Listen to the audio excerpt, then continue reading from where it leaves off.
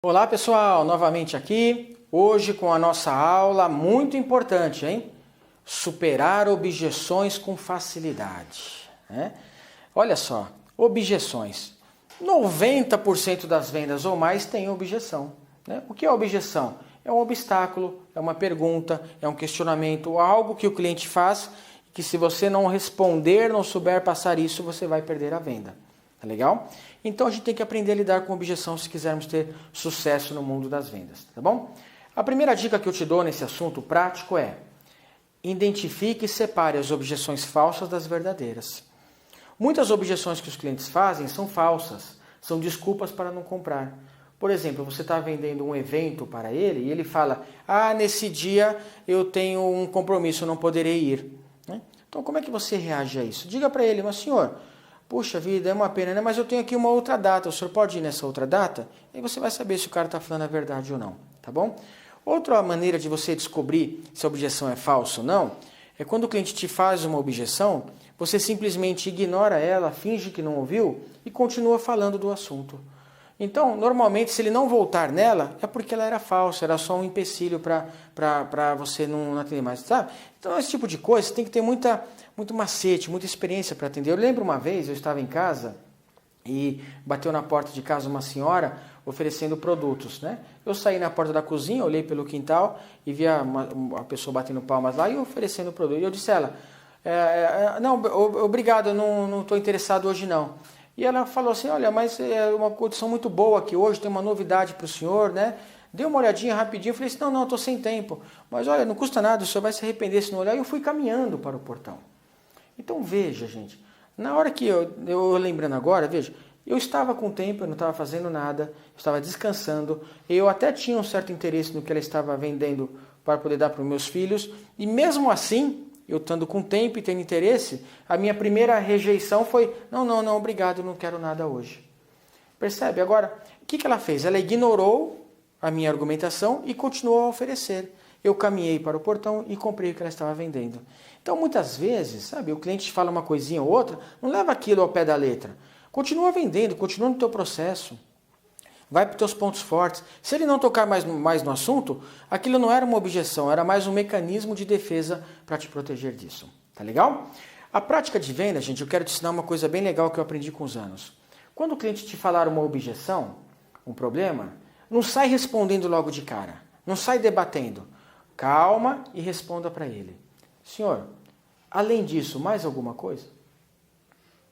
Além desse problema que o senhor está me falando, mais algum assunto impede o senhor de comprar? Se ele falar: não, o problema é só esse, você diga: ok, se eu encontrar uma solução que seja boa para mim e boa para a sua empresa, podemos fechar negócio? E vai para o fechamento, tá bom? Porque se você não posicionar o cara, o que vai acontecer? Ele te dá uma objeção, aí você responde. Aí ele vem com outra desculpa, aí você responde. Aí ele vem com outra desculpa, e assim vai, nunca tem fim. Então mantenha o controle da venda. Ele te falou um problema? Calma. Além disso, mais algum problema? Ok. E se eu achar uma resposta, podemos fechar? E vai para o fechamento da venda, tá bom? E olha, gente, quanto mais argumentos de vendas você tiver, melhor, tá legal? Quando eu era vendedor, porta a porta, eu passei por um rigoroso programa de treinamento. Nesse treinamento eu aprendi um exercício que eu vou compartilhar com você agora. É o seguinte: anote aí num papel quais são as 10 principais objeções que você ouve quase todos os dias, tá? Porque normalmente elas não passam de 10, tá? Podem ser similares que você agrupa no mesmo conjunto. Por exemplo, vou pensar, me liga amanhã. E o outro cliente diz: vou dar uma pensadinha, passa aí depois. É a mesma coisa. Então você agrupa elas, tá? Então normalmente a gente não ouve mais do que 10 desculpas diferentes no dia a dia, ok? Então coloque aí no papel, com calma, quais são as 10 objeções que você ouve quase todos os dias. Ok, este é o primeiro passo. Feito isso, você terá talvez pela primeira vez uma lista organizada do que te espera lá fora, do que você já sabe que irá ouvir ao telefone, dos problemas que você irá enfrentar lá fora. Ok? Legal. Aí vem a segunda etapa do exercício e talvez a mais importante. Junto com seus colegas de trabalho, junto com a sua liderança, com a sua gerência, o ideal é vocês agora elaborarem, pensarem e escreverem quais são as respostas que nós vamos dar quando o cliente nos fizer uma dessas objeções. Entendeu, gente?